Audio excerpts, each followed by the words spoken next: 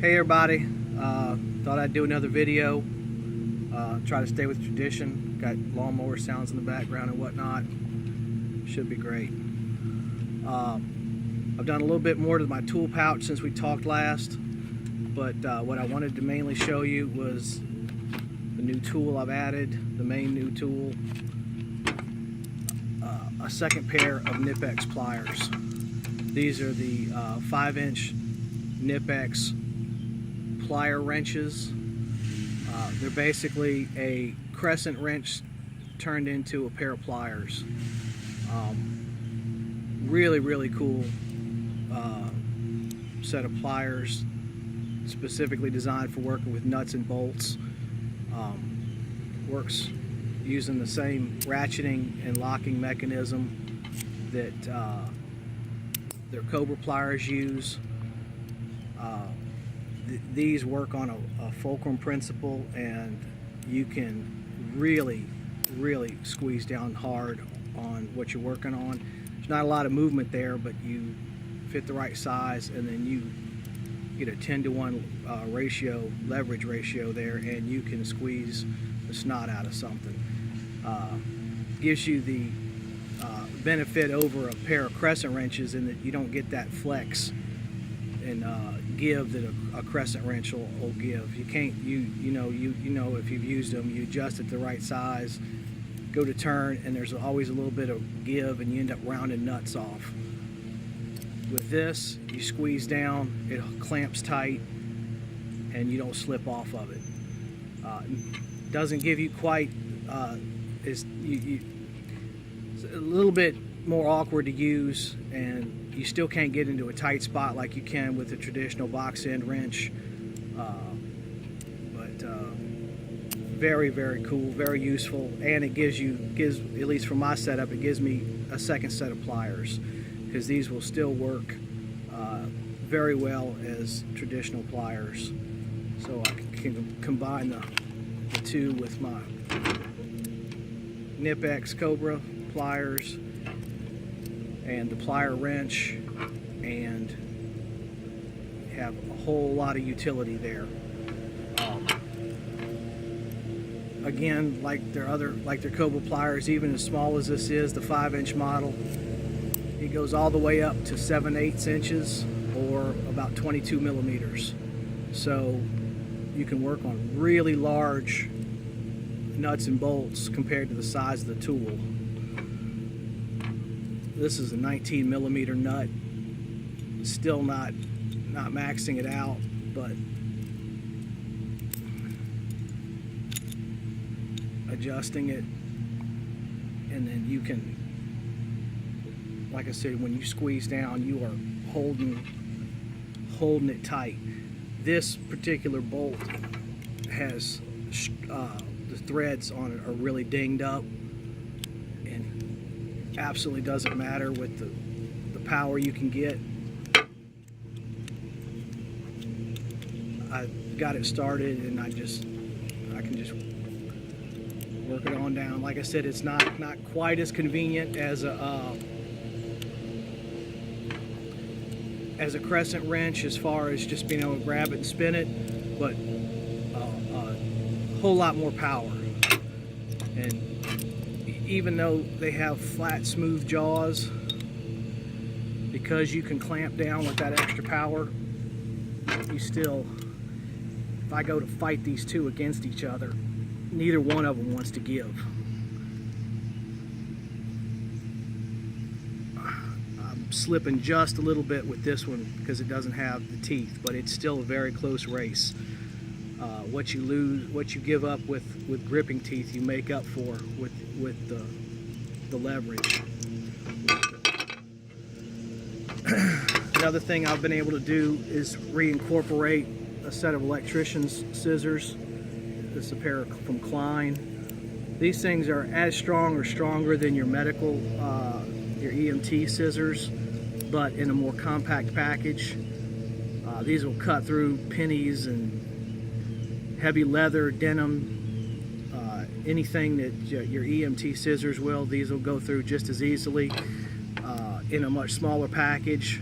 Now they're not you do give up some. You don't have those huge finger holes, and so you can't quite squeeze down as hard with these. At least it's a little more painful if you do.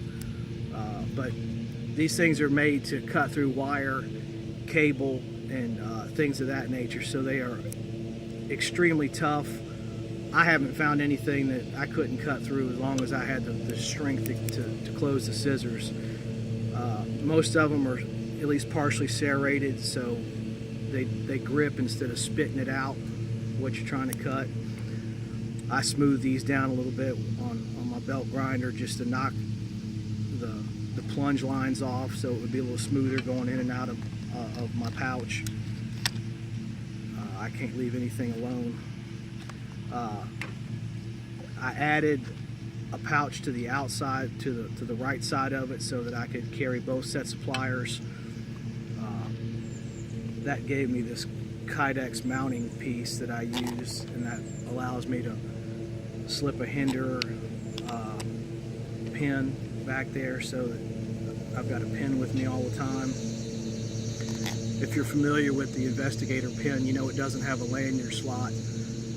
I cut myself one out of brass I just took a spent cartridge, snipped it apart, and made myself a brass tab that fits under the nut there and gives me a lanyard attachment point. I think that's about all I've done for the pouch. I did keep the crescent wrench. There are times when it's more useful to be able to just adjust to the size and then just keep working it without having to squeeze and re-squeeze and reposition. And with the two of them together, again, you can work a nut and a bolt against each other. Like I said, I told you in the previous video, I'd expanded the capacity on these jaws, and even with the expanded capacity, it's nowhere close to being able to match what the plier wrench can do. So between these three, I can get quite a bit done. Never going to replace having a full toolbox, but got some thunder to add to the ambience. If you like carrying the wrenches, but want to have a nice sheath for them, but don't want to come up with something as bulky and complicated as this, I'll show you what I've used for both of my sheaths. The perfect pouch. You go to Walmart, and for $8 you buy the mini mag kit, just the old regular old, not the LED, but the regular old xenon version, and it comes with this nylon pouch. The only way to get this particular pouch that I know of is to buy that combo kit. If you buy the mag pouch separately, I haven't found it in this style, but this works absolutely perfectly.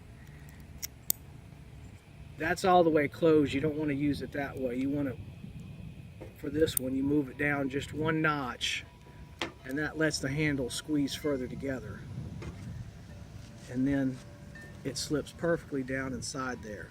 Now you can wear that on your belt, or you can do like I've done for the sheath. I cut it off back here, cut the front a little bit longer, rolled it over, sewed it together, and basically ended up with a short sheath. You could do that just for your pocket, to slip down in your pocket, or you could, that's what I've done to mount it. Now, I covered the outside of mine with some mil-spec 2-inch webbing, because this isn't the strongest, tightest weave, and I wanted to give it more protection. So you can see tractor going down the road. You can see the original pouch behind it, but this gets bumped into quite a bit against the side of my belt, so I wanted it to have extra protection. So I've sewn mil-spec webbing around the entire pouch to help toughen it up. This pouch works great with both pliers. With this one, I set it down 2 notches, lets those handles close up, boom, perfect fit.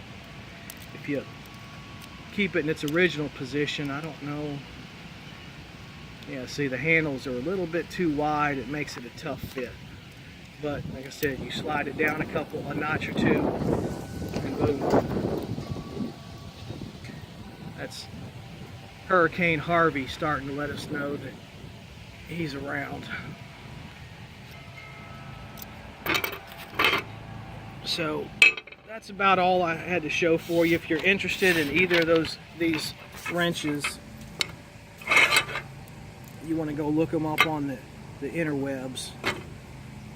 That's the particular wrenches and their names, and those are the codes that